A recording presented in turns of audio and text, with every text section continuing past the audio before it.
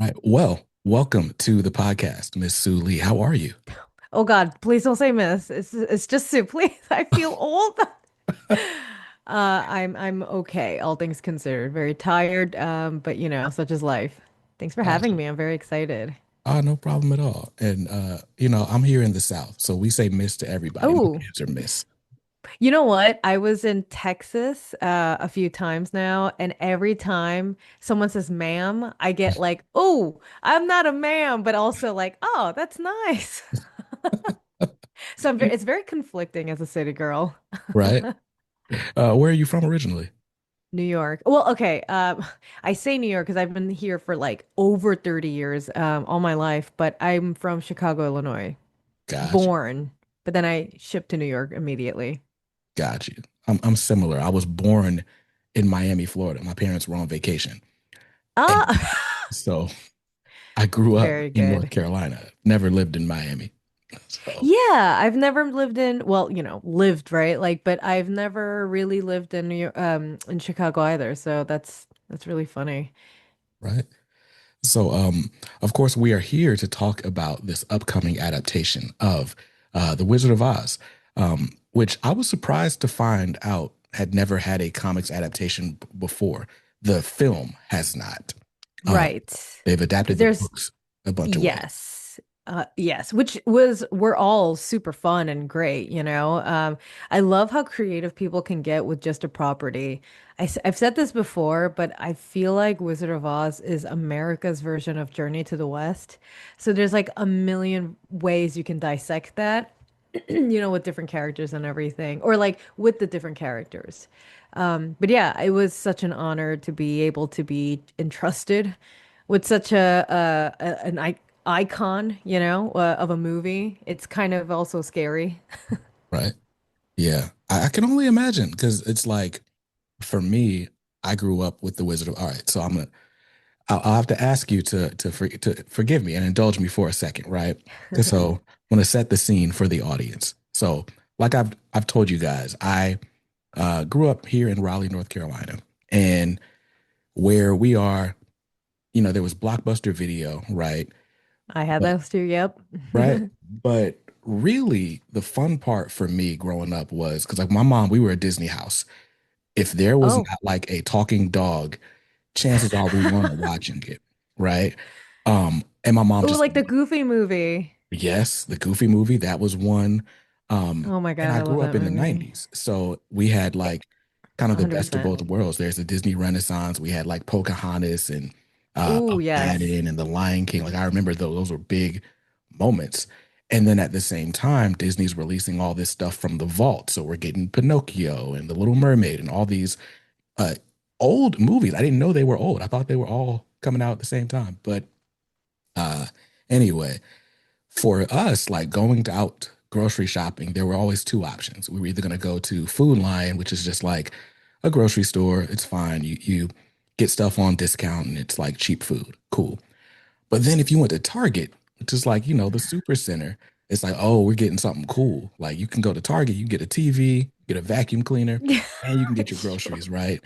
And back then they had all the end caps. So like at every register, before you go into the checkout line, you get like the little Disney, whatever the latest tape was that came out that week. It's like, oh, it's right here. And so I have these vivid memories of all these Disney movies that I watched, including Sleeping Beauty, right? So Maleficent was very Hmm. cool for me. Yeah. Um, but like I said, we didn't really watch anything that wasn't animated. So when my mom was all excited about this re-release of The Wizard of Oz, and we all had to sit down and watch it as a family, I remember very much just being like, eh, like, it starts off, we're in It doesn't hit you grayscale. when you're a kid, right? Yeah. It's like sepia toned, it's this storm, there's a mean lady. I don't know. I was like, why are we watching this? And it takes like what feels like 30 minutes for us to get to the land of Oz and the yellow Hmm. brick road and all that. It's like, oh, now this is a movie. This is great. This is a horse of a different color, Yes. Literally. right? Very good Right. callback. Took 30 minutes to go into color. But yeah, so it's funny. I have like very fond memories of Mhm. The Wizard of Oz. Um, I guess for a lot of like black kids growing up, like it was like either The Wizard of Oz or The Wiz. I didn't see The Oh, Wiz till I was an adult, but The Wizard of Oz, that was my jam. So I'm very excited to read this graphic novel adaptation. I'm curious though, to all that long winding story, just to ask what your familiarity with the movie was. well, can I just say also, I grew up as a Disney fan too. Because it was just everywhere, and so I really appreciate that about your family. I grew up super poor, so all my friends who weren't poor are the ones who had the videos. You know what I mean? Like we Mhm. had they had do you remember those videos, the VHSs where they just had them sing-along versions? And then they had, you know what I mean? It was Yeah. like a music video, but like just a compilation of the singing parts. So Yes. I remember watching those, and then like the friends had like I would go over to their house after school, eat peanuts. Like it was I have the weirdest childhood, and I would just like watch Pocahontas or Sleeping Beauty, and then just like listen to the musicals and stuff like that. So I really appreciate that.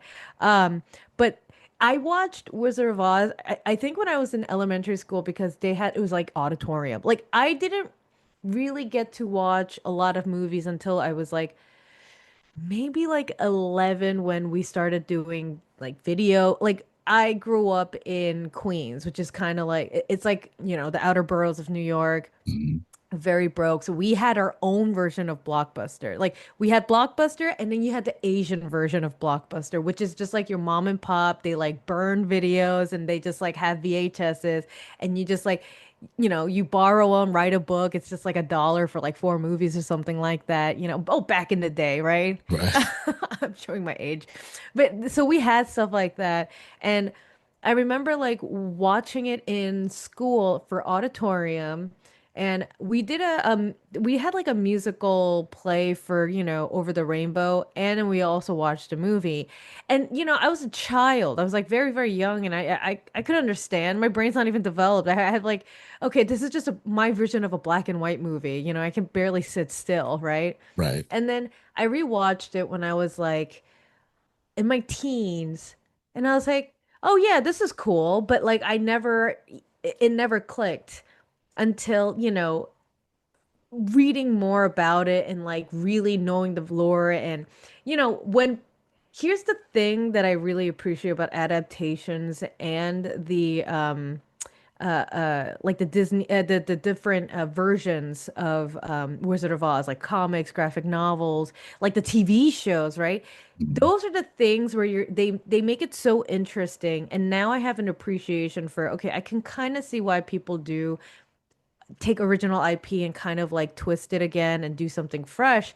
Because for people who didn't grow up on it or didn't really appreciate it, it made me want to go back and watch the Wizard of Oz movie. Mhm. And it makes me want to read the books as well, right? And so watching the movie again, I was like, as an adult, fully formed adult with like functional emotions, I was like, this movie is amazing. Like, Mhm. what a wonderful movie with like wonderful characters. And it made me cry, It's just like so beautiful. And it's just, it's for the time, it's incredible, and so relevant. Like, I've said this to everyone, but like, even though it was like made in 19 I was in the middle of World War II, it's Mhm. like it's the topic, like even the politics of it is so relevant now, right? And Yeah. it's just like it's crazy. They were so on the money with this.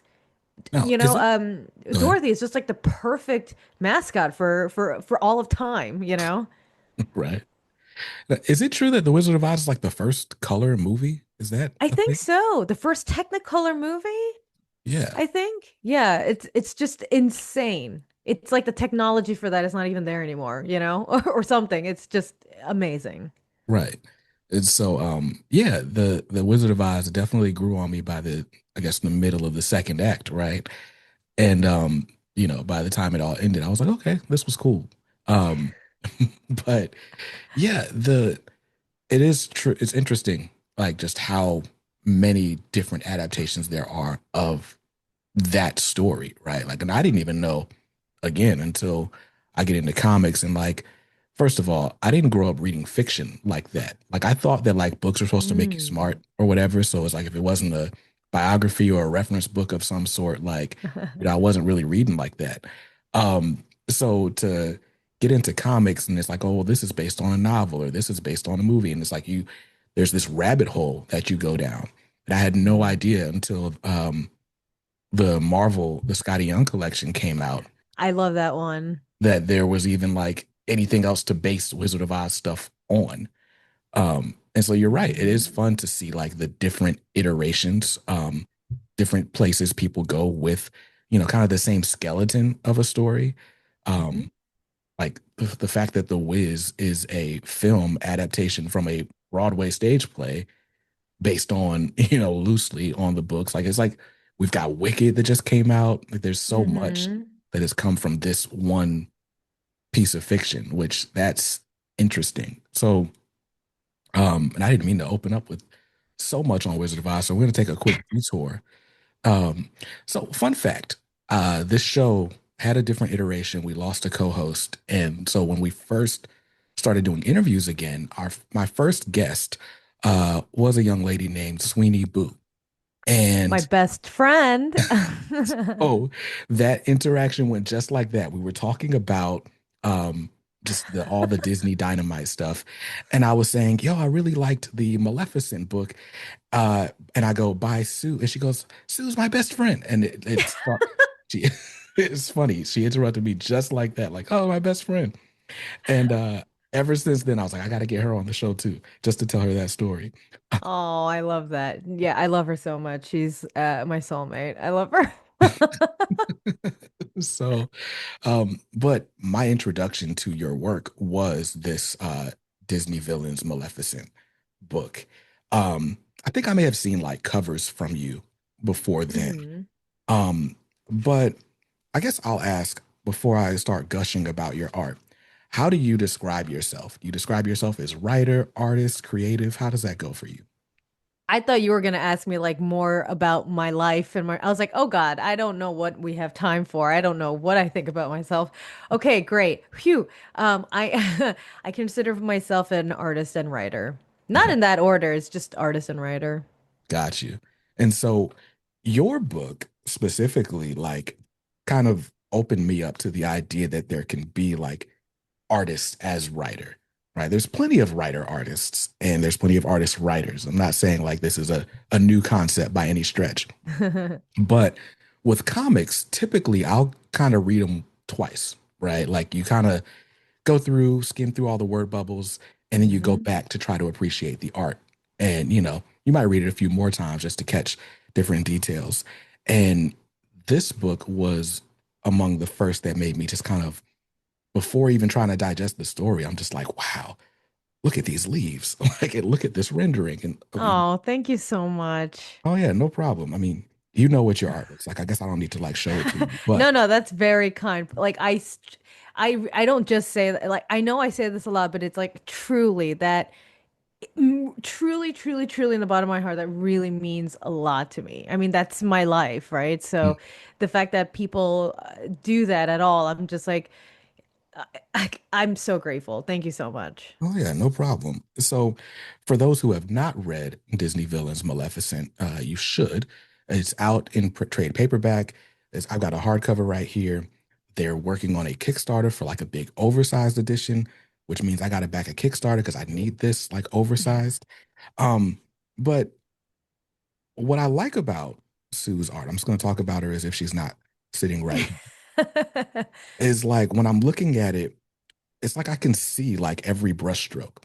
And I don't know if you're working traditionally, if this is like digital, but like the sense the texture that you use and like this kind of the sense of value there is just really awesome. Like it's really there's a lot there. It's not like just I don't know, we say line work, right? But it's not just lines. Like there's splatters and it's like I don't know what you're using, but it's amazing.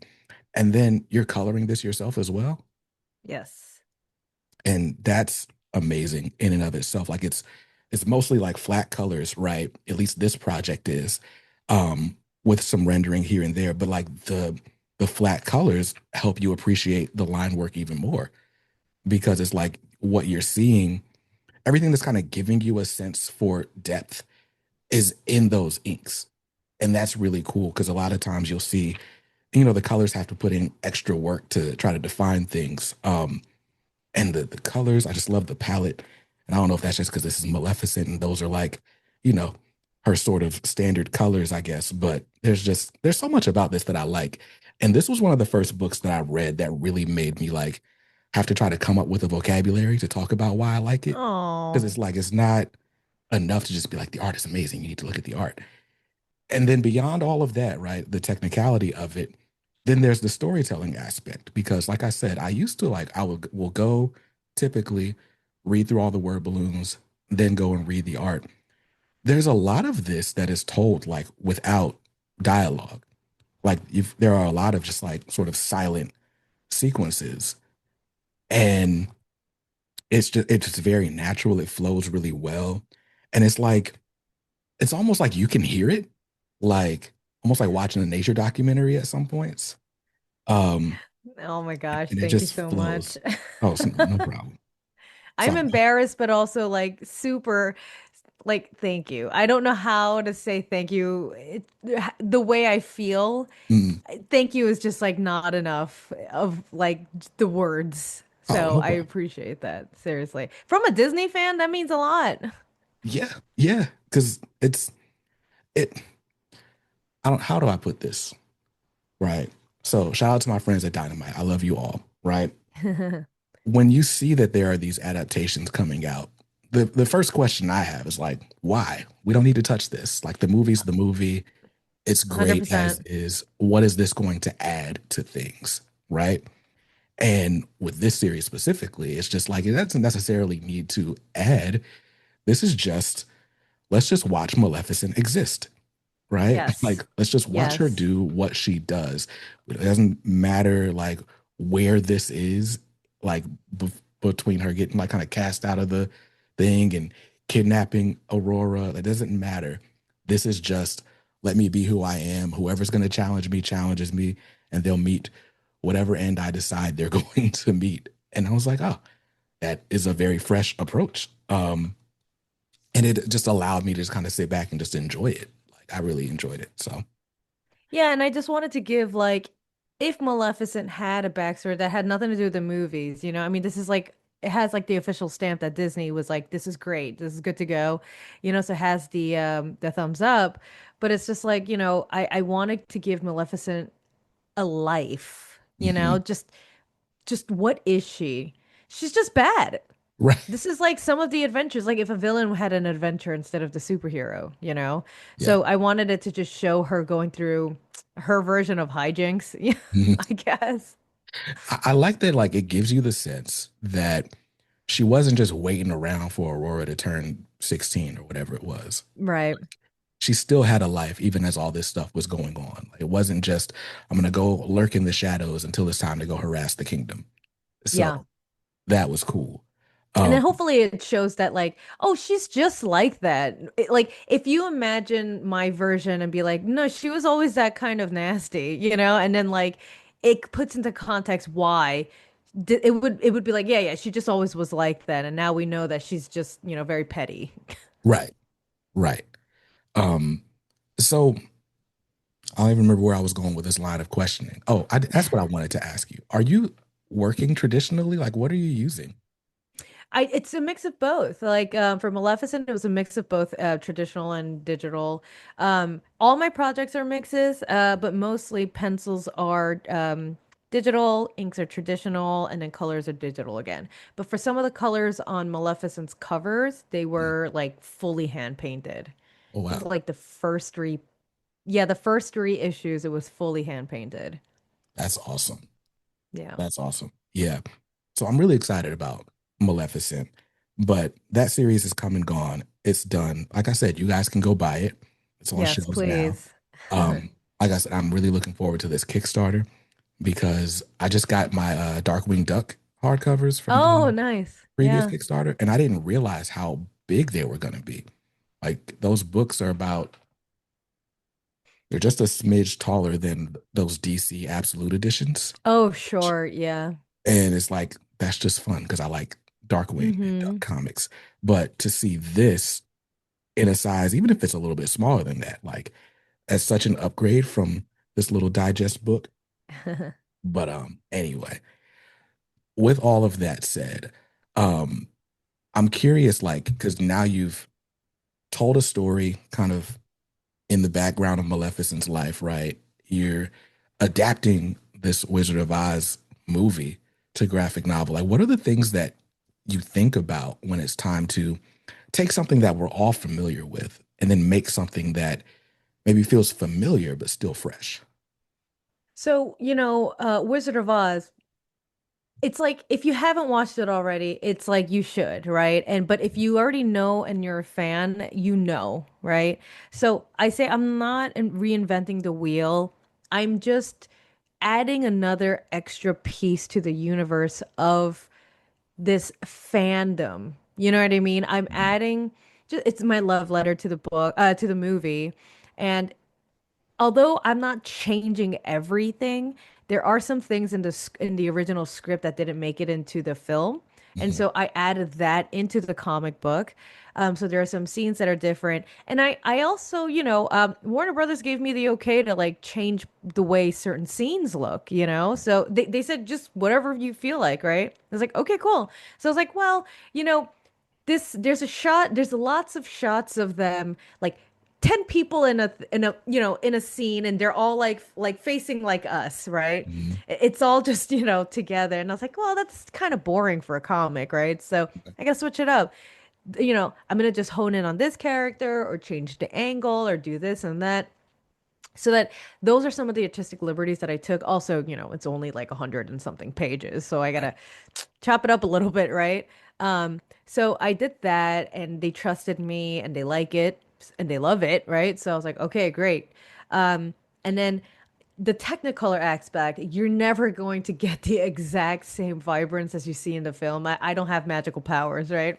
Gotcha. Uh, but I did think, okay, a lot of my colors in the book are very watercolory. I gave it that because actually, when I first did the designs, I sent Nate, my editor, here are some of like the vibe of what I want these like things to look like. Like, when the Wicked Witch is in her like her tower, which is very not dissimilar to Maleficent, by the way, which is very odd, or fun coincidence.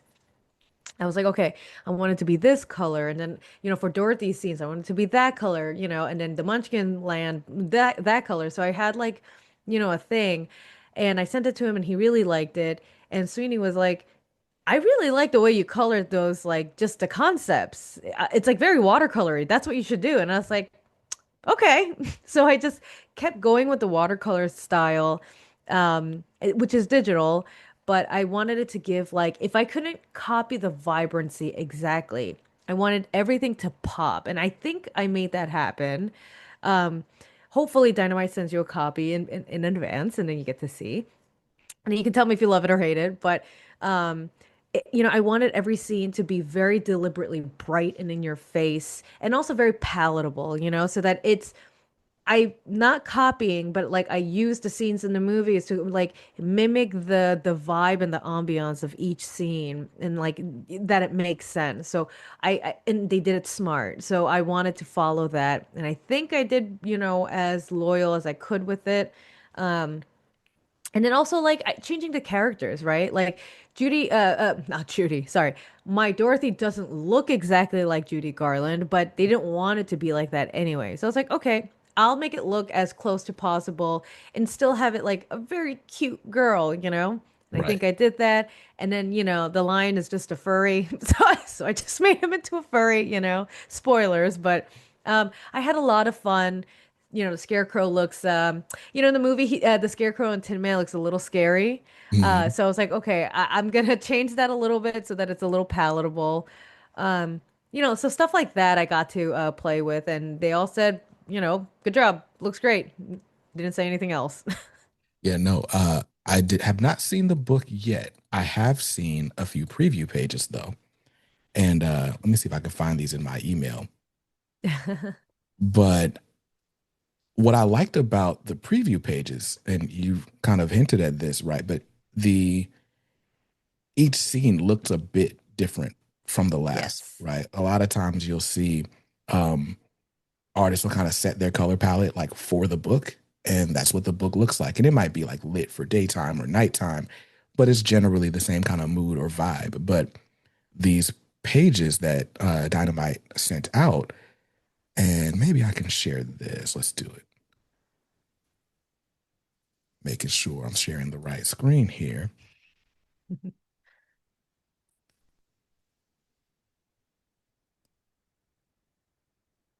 All right. There we So go. got this page. Let's see if Oh, I'm in the there right we way. go. Okay, cool. Now, all right. So I'll go back to this first one. We're seeing the Tin Man with a bunch of bees. I love this scarecrow. Oh, thank you. Yeah, I wanted him to look kind of like he looks different from the original movie, but I Mm, thought this was like a very cute ragdoll like style, kind of like just something that's like a little patchworky, you know? yeah, it almost reminds me of like if there was a Muppets Wizard of Oz. Like Yeah. I love it. I love the shape of the nose. Um, and then so here's one scene, and then here we are following the yellow brick road, right? And it's just very bright and cheery. Yeah. And then this must be like stepping out from the house or all the debris and then into Ooh, I'm not gonna spoil it for you. okay. And but I mean you can see it's kind of we're coming out of the sepia tones and looking ahead to the colors, which is cool. And then this scene with the Wicked Witch, just I don't know, it's like the mood just comes right through. Like you can tell like things have changed.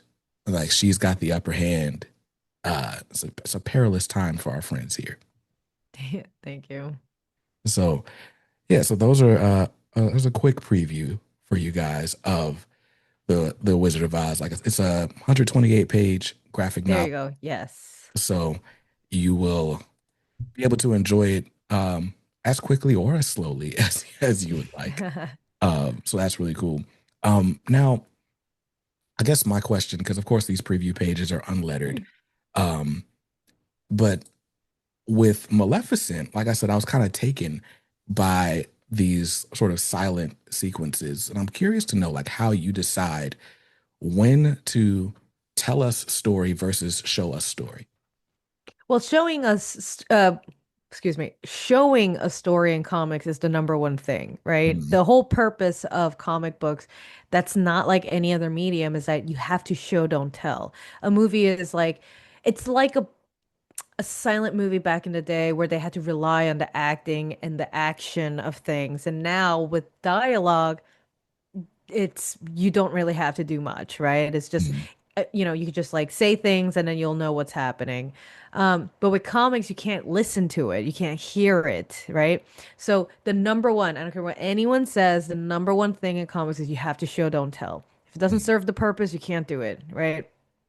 Um, and for that issue, you mean the one with Diablo having its own adventure? Right. Uh, I was like, what is Diablo, right? Like, who is this?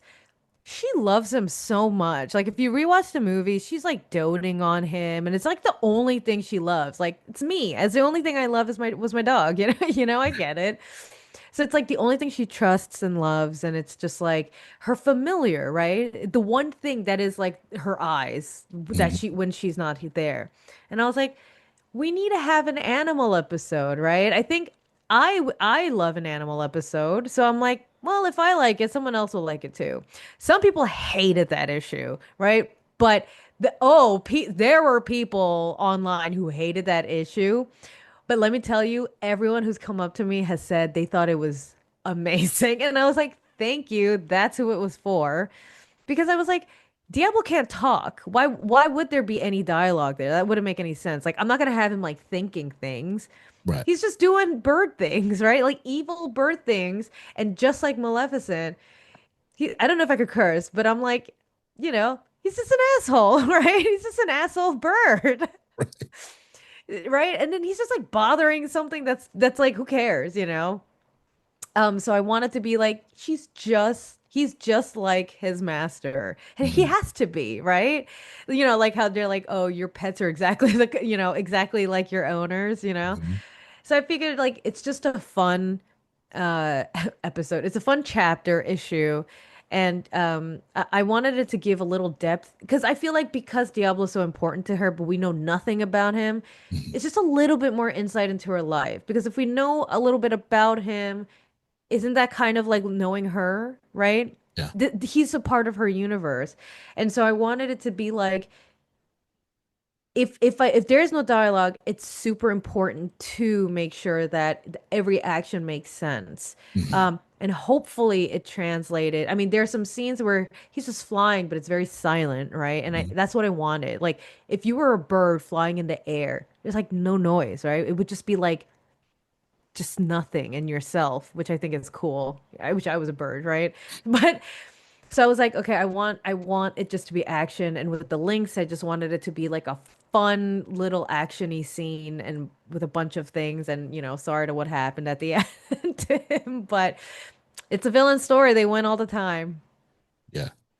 So, okay. And so when you are adapting, The Wizard of Oz, first of all, I mean, you're looking at a script, right? But you're making it your own. How are you deciding what goes, what stays, what like do you have are you watching the film a bunch of times to figure out, okay, what's the heart of this scene and try to distill it? How Yes. does that process work for you? Oh yeah, rewatched the movie a million times. Like I even paused it and I was like, okay, this is the vibe that the scene is about. Let me stick to it and everything. So the formula was there. Everything was there for me. I just had to make sure that the most important parts were there. Um, and it's just like, well, they're talking. It's not a this is not a movie. I only have so much real estate in a page to do it. So let me cram some dialogue into one panel. That's fine. It's a comic book. It's forgivable. And then the other stuff, it's like I can break it up into different things if I think it's a little bit more important, you know? Mhm. There's a scene where like sometimes it is difficult because I'm like they're talking about things that like might make sense if there was context if you read the book. So is that so necessary to the movie, which would have been necessary to the comic book? Not really. So there's some things that I had to like really decide on, and I also had my editor and like the folks from Warner Brothers to like check the script and stuff, and they wanted me to go ahead. So I was like, okay, you trust us, right? Mhm. Um, so it's just like things like yeah, things like that. It was like the context or like um or maybe more so certain dialogue that didn't need to be there. That's not as important, Mhm. or certain scenes that are like, okay, we can kind of just skip this part and get to the meat and potatoes because there's not a lot of time. Um, so it was like very methodical, but at the same time, it's just about like parsing. We're just tiny bit fast forwarding it, as most adaptations are like. Yeah. And so this is the part where I have to ask a bunch of like speculative questions as to avoid spoiling Okay. anything, right? So we're just going to dwell on a few of your favorites. Okay. So before you took on the task of adapting this graphic novel, uh, who were your favorite characters in The Wizard of Oz? Or did you have a favorite? And did that character or the favorite change as you were working on it? In the movie? Hmm. In the movie, rewatching it, as an adult, I love Dorothy. I think she is just like a perfect little human being. She's just like she is like the epitome of like acceptance and love.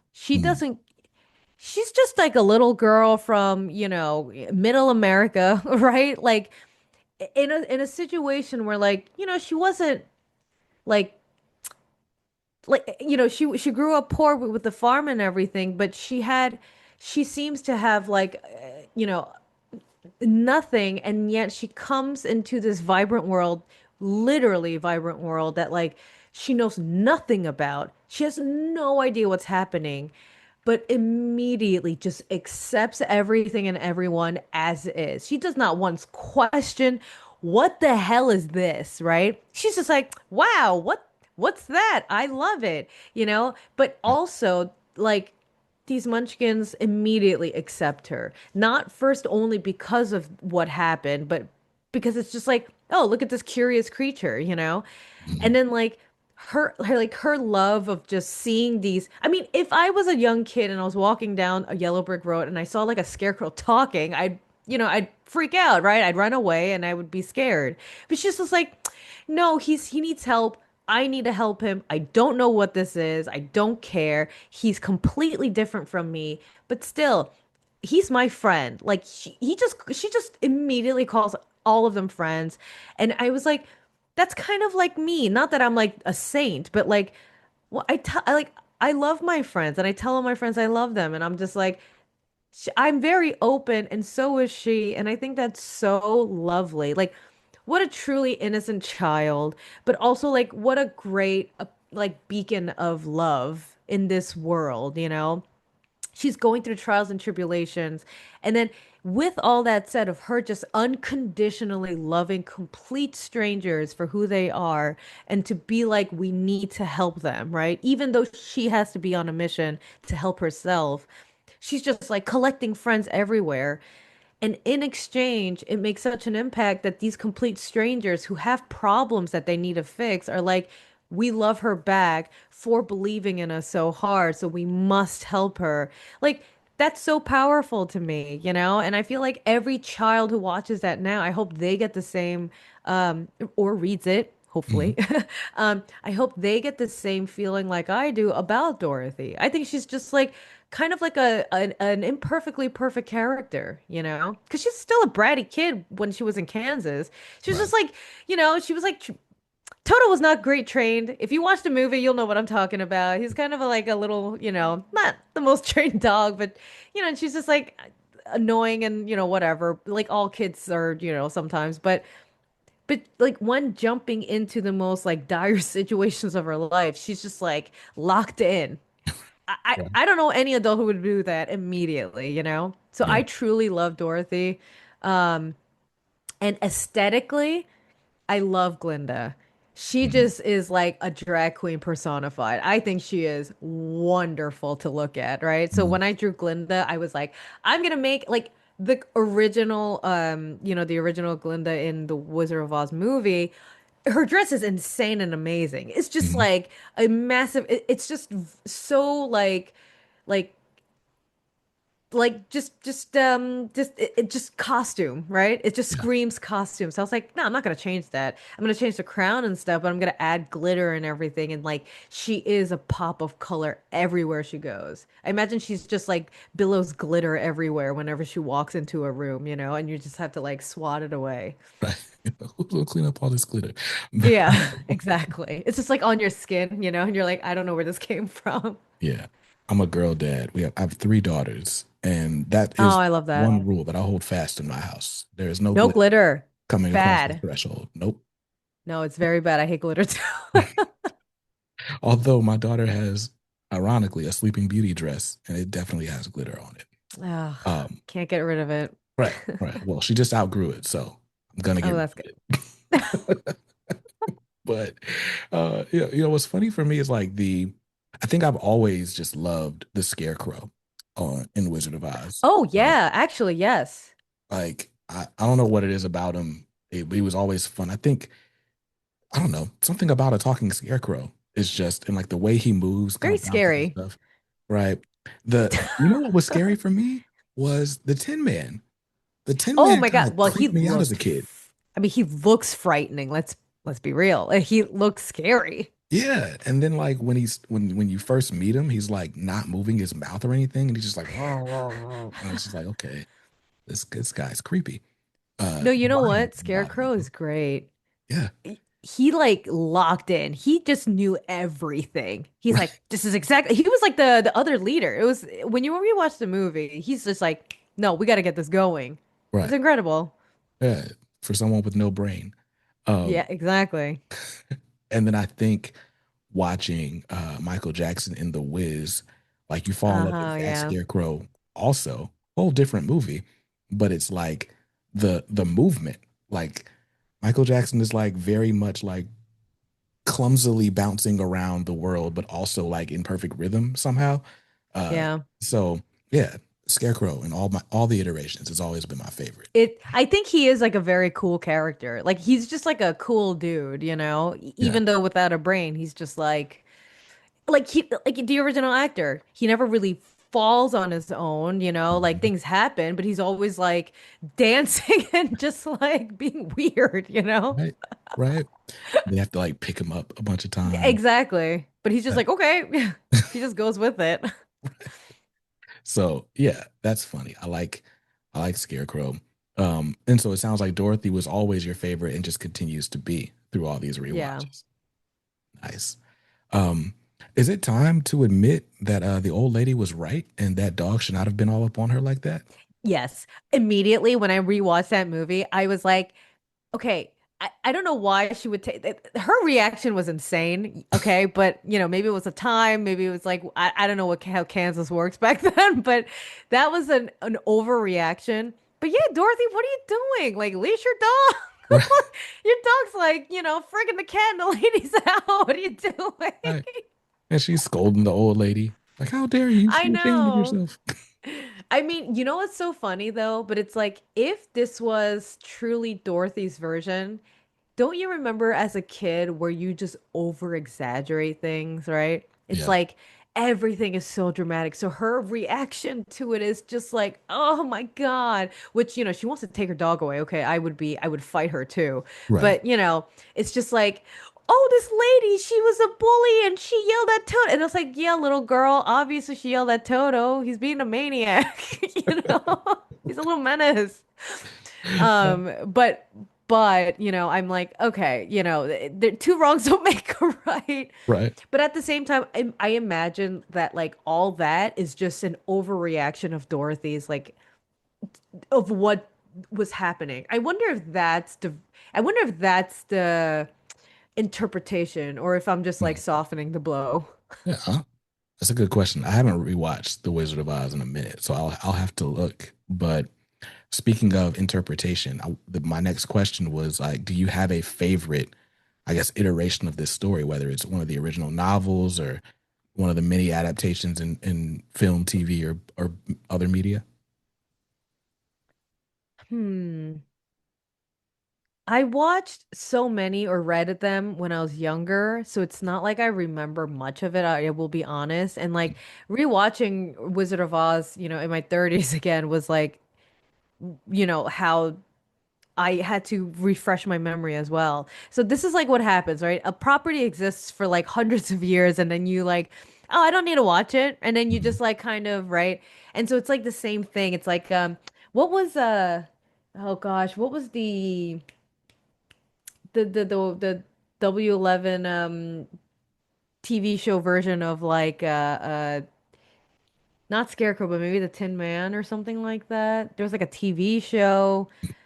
There's like a bunch that I watched bits and pieces of, Uh, but nothing that like sticks to me, if that makes mm, sense. gotcha. Um, but Scotty Young's version, I remember reading that and like really enjoying too. Mm, yeah, I enjoy the art in The that. style was, I mean, great style.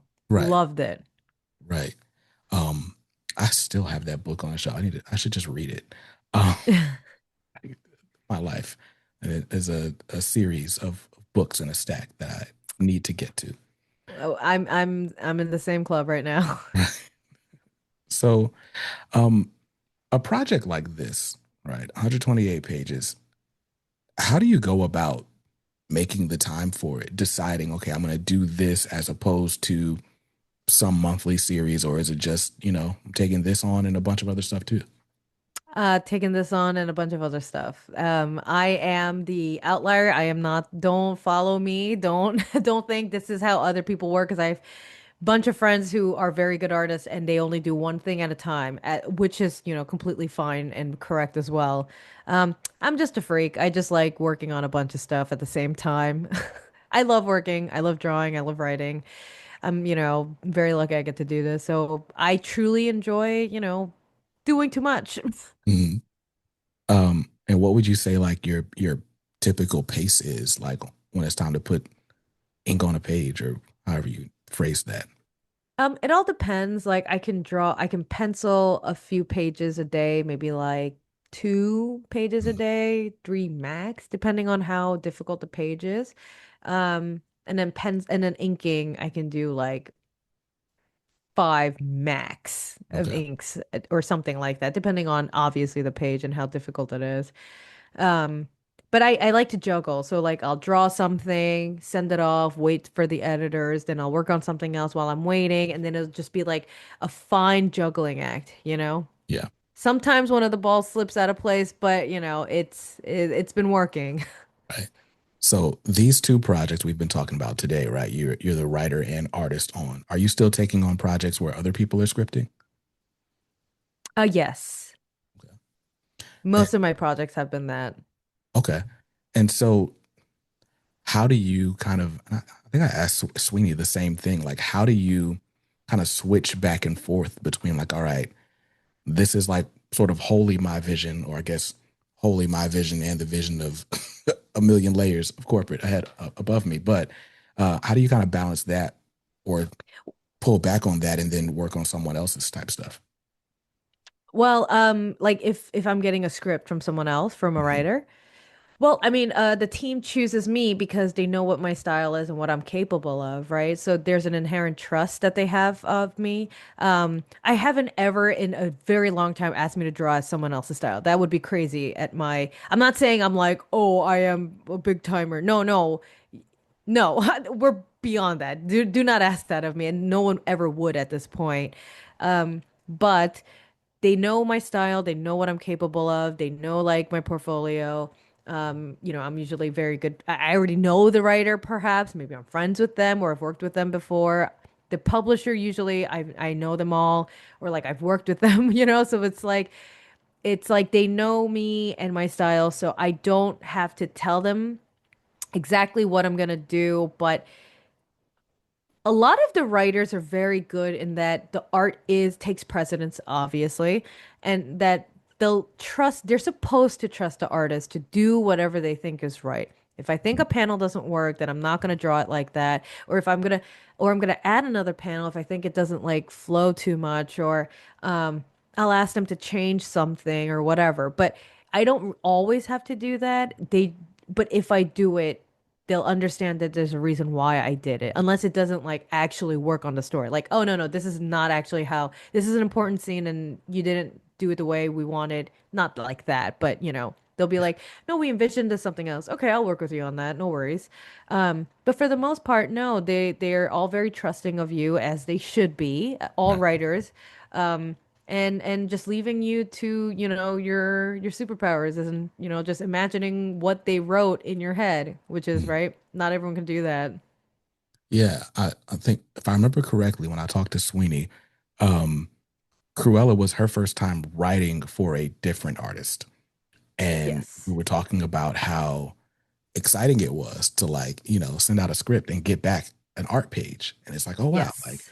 sometimes it's like, okay, this is what was in my head. And oftentimes it's like, this is better than what was in my head. This is great. Like, Mm-hmm. and it kind of just opens up this world. And it's like, okay, now we can kind of have a conversation and just be, you know, kids playing with action figures or what have you. Um, Yes. your art process, sounds a bit solitary, right? Like I guess by comparison, because you're penciling, you're inking, you're coloring. How is the collaborative aspect of it for you? Like, does it feel collaborative? Does it feel like, um, here's a thing I got to do, and let me go turn that in? Like, how does it? Is it like homework? I don't know. Oh, when you're drawing from someone else's script. Right.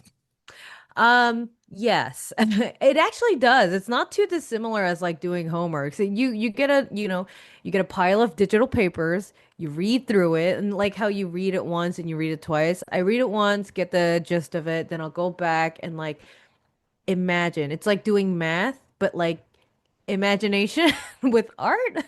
Like I'll literally go through like the panels and be like, okay, this panel is what I imagined, that panel is what I imagined, the other panel. And then I'll slowly go from like one page, one panel at a time and like meticulously try to like panel everything and do it. So for a long time, it's just silence in my end. Like I'll just be working on it until a deadline, you know. Mhm. Until then, they won't hear anything from me unless I have questions like, hey, for this page, I thought blah, blah, blah. Hey, can you send me references to what you're thinking of? But until then, I don't know. Some of my friends have great relationships with their writers, and so it's like, you know, if that's the case, they're like chatting and yapping on the phone all the time, talking about the process. But for me, most of the time, it's like, yeah, here's the thing. I trust you. I believe in you. Take care. See you in like a month. You know, and then I'll just like, okay, I'll do my best and, you know. And then the note stages is where people get a little bit more active. But yeah, pretty much it's like, here's your job. The writer did their job. Now you got to do yours. Okay. Interesting. And so process. We've talked about like, you will pencil digitally, you'll ink it traditionally, uh, colors, you'll, do things. I forgot the answer, so I'll stop recapping. But I guess I'm curious to know, like, okay, because you can kind of do your job just by yourself. Like you play music when you're drawing. How do you get yourself in the zone? I force myself to get in the zone. It's work time, right? As Mhm. like as great as creative is, at some point you're just not gonna feel working, no matter how fun it is. You can like, you know what I mean? You could be Willy Wonka and you love candy, but you're like, oh man, I really kind of don't want to have to deal with candy right now. It's the same thing, right? Yeah, Don't really want to draw today, but I have to. Um, right? That's the fun, like the real adult answer is that like you got to force yourself to be in the zone. It's a job, right? It's a yeah, career. Everything is, right? No matter how much you love something, it's work is work, you right. know? So I have to be, you know, force myself to be in the zone. But for like everyday thing, I listen to politics, Okay, and then I watch movies or TV shows. nice. Something has to be on in the background for me to work. Yeah, yeah. I've found over time that like I just work better with headphones on.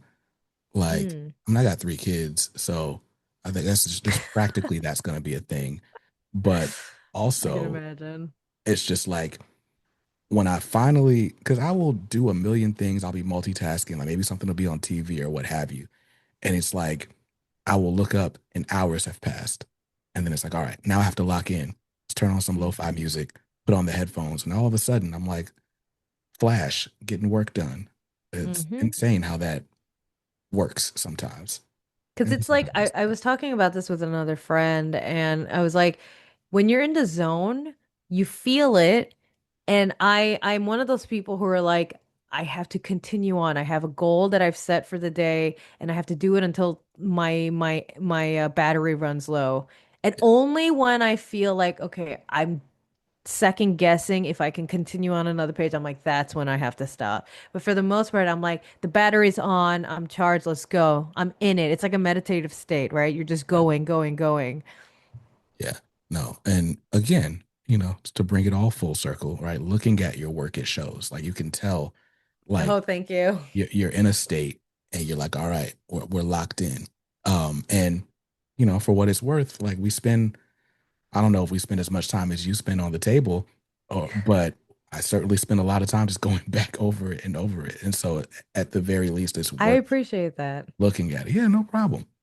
So I guess I should do the sensible uh thing and tell you guys when this book comes out. So The Wizard of Oz, the official graphic novel uh adaptation. This says official graphic novel of the film. I think that's an interesting title. Is out September 30th, 2025 via Dynamite Entertainment. Um and you can pre-order it right now. Looks like Amazon has it up for 17.99, which is quite reasonable. Um I'm excited about it. Now that Thanks. you're done with it, what would you say was your favorite part of working on it? First of all, we also have a Kickstarter as well with different variant covers. Alex Ross did a cover actually. The Oh, the pre-launch is on the Kickstarter website, and Kickstarter is like they did the projects we love kind of thing. So it's pretty easy to find. So it's like a cover from me, Jay Lee, Alex Ross and Eric Shanauer, and you can get any of those variations, hardcover, blah blah blah. But yes, you can also get it at your local comic book shop, bookstore, etc. Um, and my favorite thing about working on the book, mhm. um, this is cheesy, working on the book, right? Like, what a what a bucket list and what a true honor to be able to do something like that, right? Like Yeah. it's such an iconic movie with such iconic characters, and it's like such a beloved like what's the word? It's very late at night right now. What's like it's Property. a property. Yes, thank you. We were psychically on the same page. It's such a beloved property that I'm not reinventing the wheel. Of course not, right? It already exists. Mhm. But my hopes and dreams and goals for this book is that, like how like when we were kids, watched the movie and we're like, we didn't really appreciate it, right? I Yeah. hope this could be a stepping stone for people to, like, if you don't want to watch the movie, or if you're like, a little, I don't want to watch it because it's already so old. I missed the boat. I want them to read the book and then give them the itch to read the movie, watch the movie. Mhm. You know what I mean? Because or the fans of Wicked who don't know anything about Wizard of Oz, I want them to give it a chance so that they go back to the movie. I just want this to be like the gateway drug to the actual real movie, books, and the whole lore of it. Yeah. And if I can do that for like the newer generation, and if the fans of it already appreciate it, then that's all I could really ask for. Yeah, for sure. Yeah, no, it looks amazing just from the preview Thank that I've you. gotten. Uh that Kickstarter, I'm even more excited about. I didn't even realize that was a thing. Uh Yes. so now I have to back it so I can get the Alex Ross cover because I was like, what? Okay. right. Like when else are you gonna see Alex Ross painting the Wicked Witch of hmm the direction that the Wicked That's Witch right. came from? I can't remember. Is it the East or the East one died? It's the West, right? It's the Wicked Witch of the West, It's yeah. the Witch of the The West. East is her good. And then can you blame the witch? Imagine like someone, okay, if you have not seen the movie, I'm spoiling it for you, but like imagine you're like my sister died, whom I love dearly apparently, and Mhm. her one thing, her powerful thing that's like passed down to family, right? As all heirlooms are. And by the way, it wasn't Dorothy, it was Glinda. She was literally stirring the pot and just gave it to some random stranger just to piss you off. That's crazy. Glinda is she's Yeah, a very interesting character that I would love to delve into more on because I was like rewatching that. I was like, I don't blame her for being right, that angry. right. Like, killed my sister and you stole her shoes. Like, Yeah. I can't even Revenge is bury my sister in her shoes. Yeah, I guess she's already exactly. buried. She's under the house, but still, like, Yeah, that's crazy. exactly. Spoiler alert, my bad. It's an Yes, a 85-year movie old that's film, so exactly. I feel like the embargo's been lifted, but hey. Yeah. But well, Sue, thank you so much for your time. This has been an awesome conversation. Like I said, I've been an admirer of your work for quite some time now. So I'm Thank excited you. to have had this conversation. I'm excited to check out The Wizard of Oz, the official adaptation. And you are welcome back on the show anytime. I would love to. There are so many more projects that I have, that I want to yap with you about. Please. Okay, Would love that. awesome. We will do that. And so, real quick, are you on socials? Where can people find you if they're looking for you? Yes, I'm sometimes on Twitter. It's Soo Lee. Instagram is where I am. Soo Lee draws. I also have a TikTok that I haven't updated in a while, but it's mostly just like art stuff, like art progress videos, which is also Soo Lee draws. Um, yeah, and then I have a Blue Sky Soo Lee draws, but I'm barely on that as well. I'm mostly on Instagram. Yeah. Yeah, I don't TikTok very well either, but yeah. Well, I will leave links to all of Sue's socials in the show notes and in this video if you're watching on YouTube. And for those who just stuck through all the way to the end, thank you. I really appreciate you. And I know Sue does as well. Yes. So, with that said, stay safe, stay awesome, and read something dope today. Peace.